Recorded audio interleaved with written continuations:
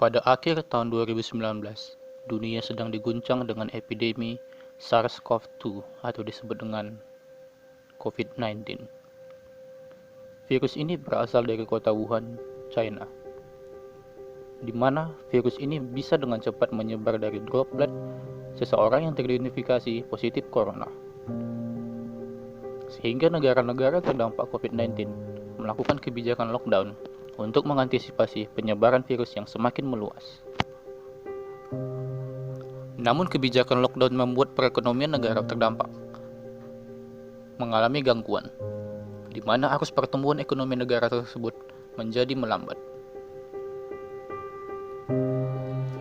Merebaknya virus corona di tanah air menambah tantangan sekaligus kegelisahan baru bagi pelaku usaha ataupun kalangan pekerja. Tak hanya menghambat laju investasi, masa depan dunia usaha dan pekerja bisa terpukul akibat dampak pandemi COVID-19 tersebut. Kemunculan pandemi COVID-19 sejak akhir Desember tahun lalu kian menambah sulit berbagai sektor industri nasional, mulai dari sektor pariwisata, manufaktur, perdagangan, hingga sektor berorientasi ekspor. Untuk mensiasati kondisi tersebut, tidak sedikit pelaku usaha yang kemudian memotong biaya operasional. Salah satunya dengan memotong biaya karyawan. Cara itu dapat ditempuh bertahap, mulai dari merumahkan sebagian karyawan, memberlakukan jam kerja bergiliran, hingga melakukan PHK.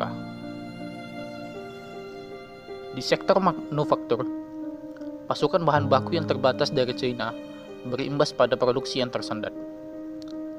Data Kementerian Perindustrian mencatat, 30% bahan baku yang dibutuhkan industri dalam negeri berasal dari negeri tirai bambu tersebut.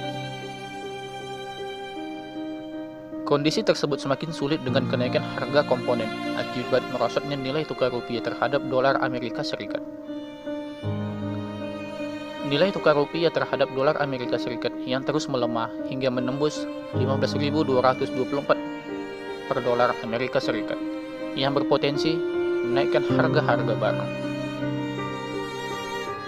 Selain itu, kenaikan harga bahan baku yang juga dipicu karena ongkos logistik yang meningkat lantaran sejumlah akses pelabuhan tertutup. Perusahaan bisa saja membeli pasokan, tetapi ketersediaannya terbatas. Perusahaan juga tidak bisa menaikkan harga karena rentan kehilangan daya beli masyarakat. Suramnya berbagai sektor industri tersebut bisa berujung pada nasib pekerja atau buruh. Seretnya produksi, lesunya perdagangan, dan minimnya wisatawan asing ke Indonesia bisa mempengaruhi masa depan pekerja di sejumlah sektor industri, mulai dari sebagian pekerja dirumahkan hingga di PHK. Pandemi COVID-19 telah melumpuhkan kegiatan ekonomi, terutama yang terdampak kebijakan physical distancing atau pembatasan sosial untuk mencegah penyebaran virus corona jenis baru. Namun, di tengah kondisi seperti ini, ada saja peluang yang bisa dimanfaatkan agar kegiatan usaha tetap berjalan, bahkan berkembang. Penjualan secara online pun menjadi pilihan utama di saat pandemi COVID-19.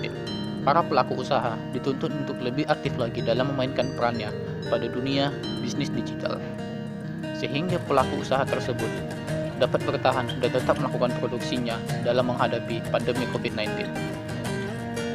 Menurut saya, peluang usaha yang cocok di tengah pandemi COVID-19 ini adalah pembuatan masker ataupun sanitizer. Kebutuhan akan penggunaan masker dan sanitizer meningkat setelah adanya wabah ini. Dan juga peluang usaha pembuatan APD atau alat pelindung diri sangat dibutuhkan. Saya melihat dari berbagai sumber, APD di setiap rumah sakit yang ada di Indonesia masih sangat terbatas. Sudah saatnya pemerintah menjalin kerjasama kepada pihak swasta ataupun UMKM dalam pembuatan APD, agar para petugas di garda terdepan tidak terserang secara langsung oleh virus ini. Demikian yang bisa saya sampaikan, semoga bermanfaat. Terima kasih.